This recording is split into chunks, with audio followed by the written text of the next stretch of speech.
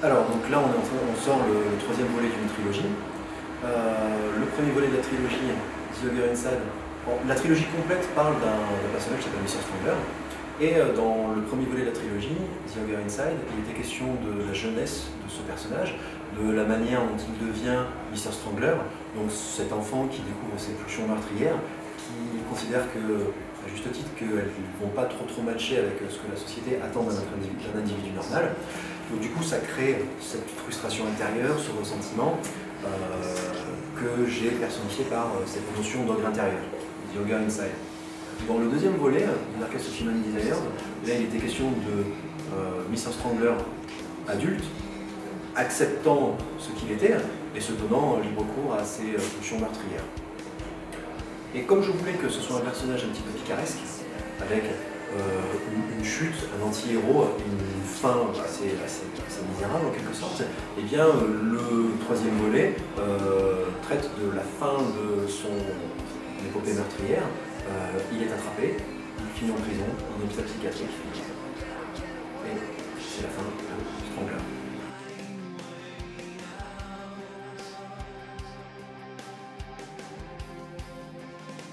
C'était une manière de montrer que Strangler acceptait son sort, la fin de sa vie, l'emprisonnement, parce que pour accepter le fait d'être emprisonné, pour bien vivre son emprisonnement, il faut l'accepter. Sinon, tu passes tous les jours à crier et à hurler que t'as rien à faire là, que t'es innocent, etc. Lui, en plus, il est condamné à mort, donc comme on le voit sur cette chaise électrique. Donc l'idée, c'était de faire transparaître ce type d'émotion, l'acceptation, et donner à l'album un côté un petit peu éthéré, vaporeux, mélancolique, avec des choix d'arrangement et de son. Plus de guitare acoustique, des nappes de synthé qu'on ne trouvait pas forcément dans les albums précédents, avec qui avait un son peut-être un petit peu plus rugueux. Donc il y a de ça, et c'était voulu justement pour illustrer le propos de fin de vie. Parce que ça m'évoque un petit peu ça, les fins de vie, tu sais, les hôpitaux, le blanc, et comme je vois beaucoup de couleurs dans la composition, quand je compose, eh bien j'associe beaucoup de couleurs très claires, bleu, blanc, et l'acoustique pour moi ça a des sonorités un petit peu comme ça, les nappes de synthé également. Donc oui, l'idée c'était ça, c'était de donner ce côté un petit peu plus mélancolique, plus posé, et avec des sonorités moins rugueuses.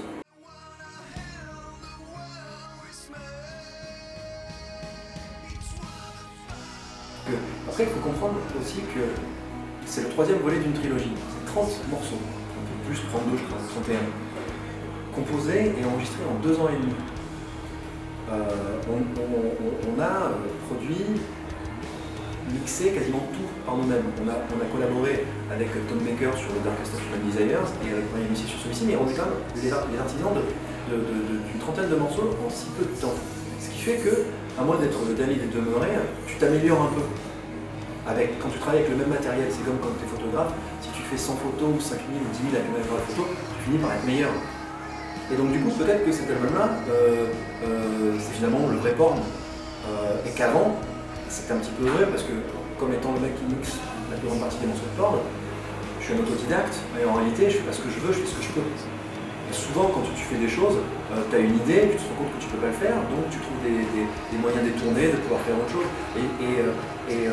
Finalement, peut-être que on est devenu meilleur et que c'est vraiment, en réalité, même s'il peut paraître assez loin de ce qu'on a pu faire auparavant et par exemple du premier album, peut-être qu'en réalité c'est ça qui représente le mieux porn. En tout cas, pour moi, c'est peut-être le plus abouti de la trilogie, que ce soit au niveau de la composition et au niveau même du mix et des arrangements.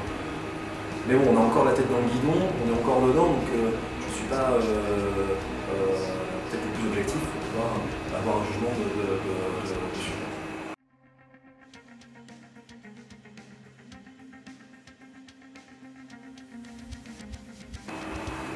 Sans rentrer dans les chiffres, le deuxième album a dû rapporter peut-être 3 fois plus que le premier, et là le dernier album n'est même pas encore sorti, et il rapporte plus que les deux autres réunis. Parce qu'aujourd'hui, en réalité, il n'y a plus de bac. Du stream. Tout n'est plus qu'une question de stream.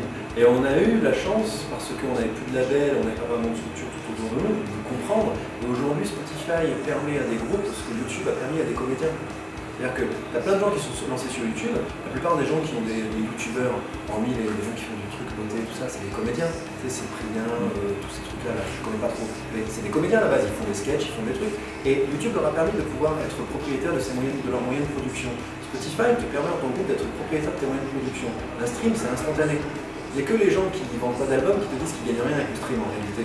Parce que l'industrie du disque, le PIB global de l'industrie musicale, elle est en croissance chaque année. Pourtant, il n'y a plus de disques qui se vendent, c'est bien que l'argent, ils le récupèrent ailleurs. Il y a le stream. Aujourd'hui, on est revenu sur un système économique musical qui est quasiment celui du début des années 60.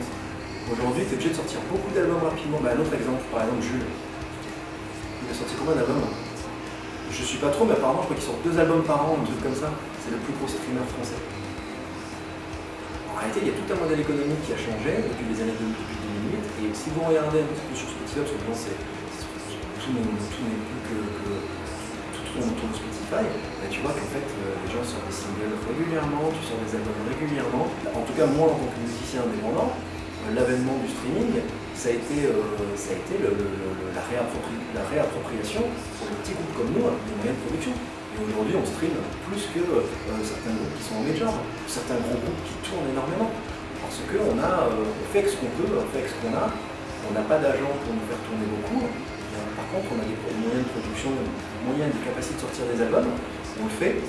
Et en plus, Spotify nous aime bien, on est publicité sur des playlists Spotify. C'est super cool, quoi.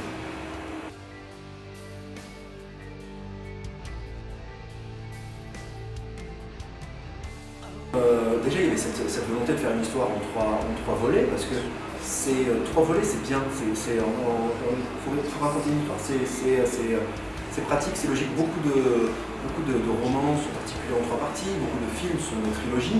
C'est un truc qui, je pense, d'un point de vue cognitif, facilement intégrable pour le cerveau humain, de faire les choses en 3 parties. Donc c'était cette volonté-là. Et ensuite, avec l'expérience, d'un point de vue empirique, on a compris toutes ces histoires de stream. Au début, on a lancé le truc, on a vu qu'à un moment, on avait le stream. D'un coup, je me dis, tiens, comment ça se fait que le morceau est autant écouté? Donc on a jeté un œil dans les statistiques Spotify, on a découvert qu'ils avaient des playlists à eux, dans le truc numérique, etc. Et en fait, on a découvert ça en faisant. Ce qui fait qu'on a optimisé au fur et à mesure toute notre stratégie de sortie d'albums et de singles. On a découvert ça au fur et à mesure, en fait, en faisant. Et d'ailleurs, quand tu discutes avec certains labels, ils sont même pas au courant. C'est hallucinant de discuter avec des labels, ils ont même pas encore compris. Les petits labels indés, les majors, ils ont tout de suite compris. Ils ont pas encore compris, hormis le rap. Eux, ils ont compris tout de suite qu'il fallait sortir énormément de trucs, énormément de singles assez régulièrement. Mais t'as encore des petits labels qui sont du numérique et qui sont encore restés sur le scud en eux-mêmes. On sort des scuds, bien sûr. Mais si t'as pas une présence stream, t'intéressera personne.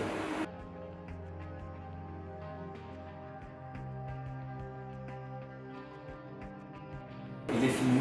C'était une volonté aussi de pouvoir passer à autre chose, de ne pas se sentir asservi au personnage, de ne pas devenir ce groupe qui garde son perso parce que tu te dis que ça va faire trop de changements, que tu vas perdre ton public, etc.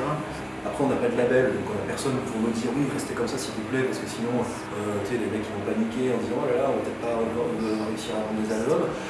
Moi, j'avais envie d'en finir avec lui, pour pouvoir passer à autre chose, pour pouvoir développer des autres histoires, pour pouvoir créer un nouveau personnage, créer une nouvelle histoire qui sera certainement une trilogie, ou peut-être au moins 2 albums. Et comme je te dis, voilà, pas être esclave du truc.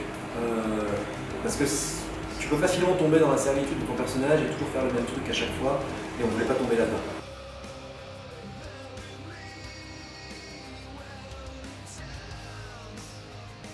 On va sortir les remixes un par un, comme je t'expliquais, avec cette stratégie justement du stream, c'est beaucoup plus intéressant de sortir au fur et à mesure. Donc on va commencer à sortir les premiers remixes à partir de la mi-avril. Et là, on a pu bosser, et c'est vraiment une chance. Enfin, moi j'aurais jamais cru pouvoir bosser avec ces gars-là. Donc en remixeur pour le nouvel album, on a Combi Christ, on a Standing Westward, on a Orgy, on a Mindless Self-Illusions, on a Chris Brenna de Nine Inch Nails. Et là, ça sera vraiment une manière de clore la trilogie. C'est vraiment une très très grande fierté d'avoir pu avoir, surtout des trucs comme Standing Westward ou Chris Brenna de Nine Inch Nails, parce que c'est des trucs que j'écoutais quand j'étais gamin. Combi Christ c'est cool aussi, mais j'ai pas la même approche parce que j'écoutais pas ça quand j'étais petit. C'est plus récent. Mais voilà, c'est une bonne manière pour nous de pouvoir clore la trilogie et de se dire, voilà, Strangler est enterré avec les honneurs du pseudo.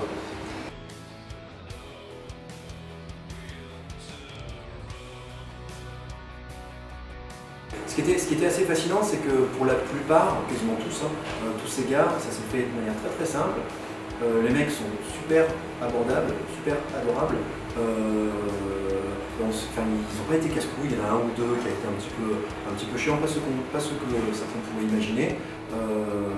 Mais ça s'est fait super naturellement, les mecs étaient contents, bon, toujours ils veulent écouter le morceau avant pour savoir dans quoi ils vont se lancer. Mais il y a quelqu'un qui était super cool, tu vois, que ce soit Stanley Goswell, Chris Brennan, Tommy Christ, très fan, entre guillemets, on me demandait comment on avait fait ceci, comment on avait fait cela, un petit peu étonné, parce que aussi, comme ce sont des mecs qui sont musiciens, mais qui sont aussi producteurs de leurs propres œuvres, il y avait ce côté, tu vois, pas mal de questions de comment tu avais fait, etc. Et c'était super cool, dans le sens où ces mecs sont, la plupart, tous des Américains en H-code, de tisser des liens comme ça avec des mecs qui sont dans le top entre guillemets du game aux USA, alors que des fois c'est super compliqué d'aller faire un truc avec des Français à Paname. Toi tu dis, il y a un truc qui cloche quand même. Mais ces choses sont faites très naturellement et les mecs sont accessibles. Voilà. Après, les mecs ils regardent aussi ton Spotify, tu vois, et puis s'ils voient que tu pèses, c'est intéressant pour eux. Et nous aussi on fait un peu pareil, des fois tu peux te dire, aller perdre du temps, bosser sur un autre truc avec des. Enfin, le temps c'est quand même quelque chose d'assez précieux, surtout quand tu as un emploi du temps qui est très chargé. Voilà. Et puis il y a certains avec lesquels on va continuer à bosser sur d'autres choses, sur l'après, justement, l'après Strangler, parce qu'il y aura une suite.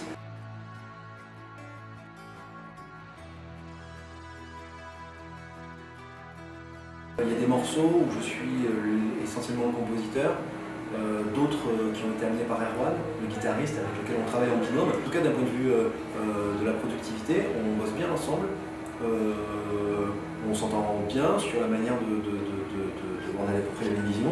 Moi je lui fais confiance sur le truc qu'il peut faire, lui aussi. J'ai des morceaux qu'il a composés presque entièrement dans le dernier album, d'autres que j'ai composés presque entièrement, sur lesquels il a bossé sur les arrangements.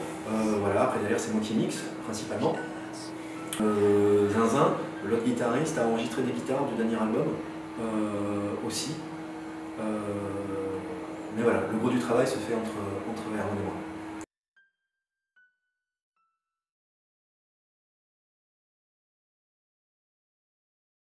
Oui, bah, tout le temps, sur Facebook, tous les jours, il y a des insultes sur toi. Moi ça m'amuse quoi, parce que déjà c'est marrant, l'adversité c'est un truc qui m'excite, tu vois. Enfin, on en avait déjà parlé, enfin, tu vois, c'est mon côté sport de combat, j'aime bien friter, donc ça m'amuse. Et souvent en plus, c'est les gens que tu parles. T'as le côté, t'as les bigots, les pudibons, les féministes radicales qui viennent nous faire chier, alors que s'ils creusent un petit peu, ils comprendraient que moi et les discriminations ça fait deux, et que je suis plutôt un cosmopolite, tu vois, pour prendre le jargon des connards d'extrême droite. Je suis plutôt de ce bord-là, plus rouge que rouge, en quelque sorte. Donc s'ils creusent, ils verront que voilà, je suis plutôt leur allié, entre guillemets, plutôt que leur ennemi. On est attaqué un petit peu tout le temps, et parfois on a même des attaques venant sur le nom en lui-même, de trucs de genre, tu vois, comme des gens du métal ou autres, qui pensent qu'ils sont certainement intelligents, et qui nous disent que c'est stupide d'avoir un nom comme Porn.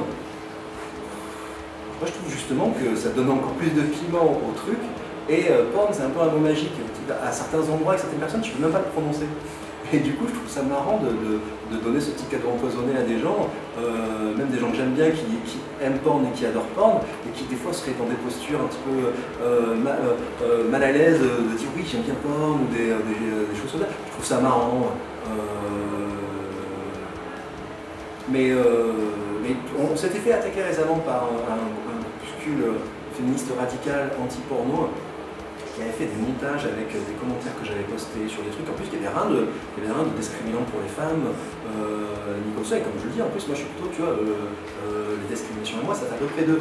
Et je leur avais posté un commentaire pour m'expliquer, parce que moi je n'ai pas de vie internet, tu sais, des commentaires sur des trucs, je donne pas trop mon avis sur internet, c'est pas approprié. Et j'avais posté un truc assez calme parce que voilà, je suis pas très virulent sur les réseaux sociaux, c'est pas ma façon de le faire. Et elles nous avaient lâché, quoi.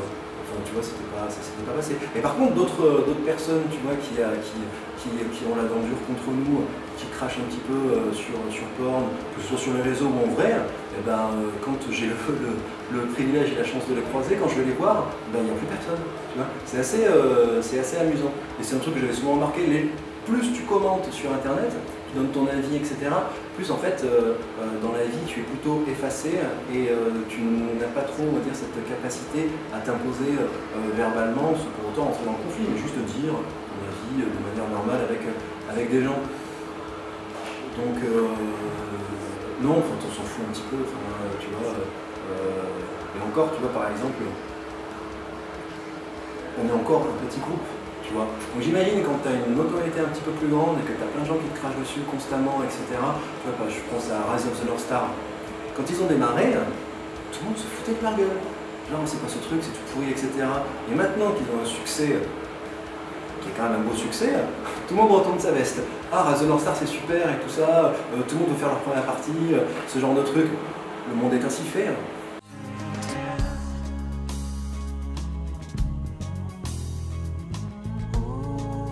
Alors, dernièrement, ces dernières semaines, j'ai écouté Pineapple Thief. C'est un truc de rock progressif, parce que j'avais vu qu'il y avait quelques dates, et c'était une scène que je connais pas trop.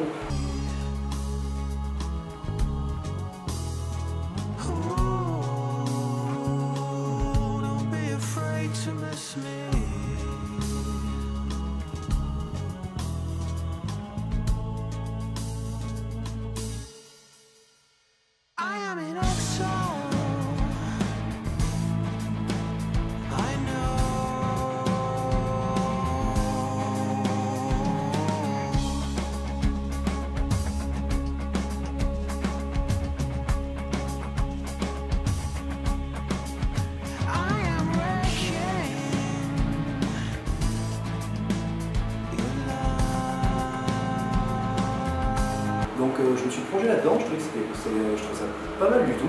Donc du coup après je me suis plongé dans Porcupine Tree, que je connaissais pas des masses en fait. Donc après ça m'a donné l'occasion de prendre la tête avec tes potes, parce que j'ai remarqué qu'il y avait le clan de ceux qui adorent et le clan de ceux qui détestent totalement. Et j'ai bien aimé, voilà, c'était un truc, donc je me suis un peu plongé dans toute cette bande à Steven Wilson.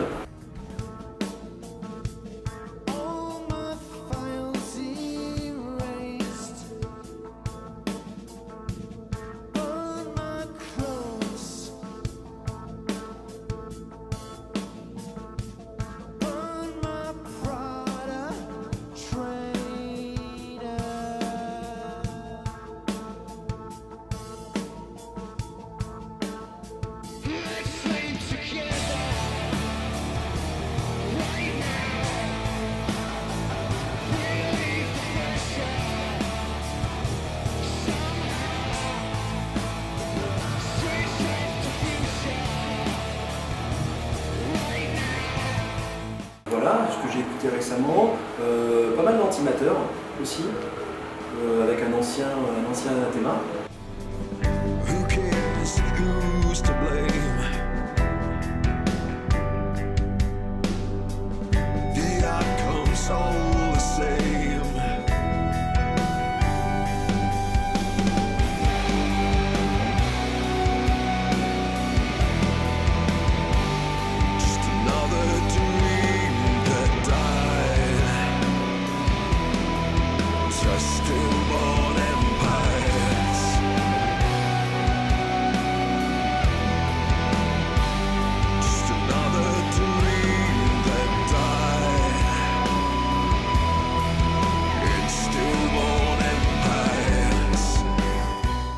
Grosso modo, on tire les trucs, parce que sinon j'écoute des trucs, tu vois, des trucs que j'écoute assez régulièrement, qui n'ont pas d'intérêt, tu vois, qui ne sont pas des nouveautés.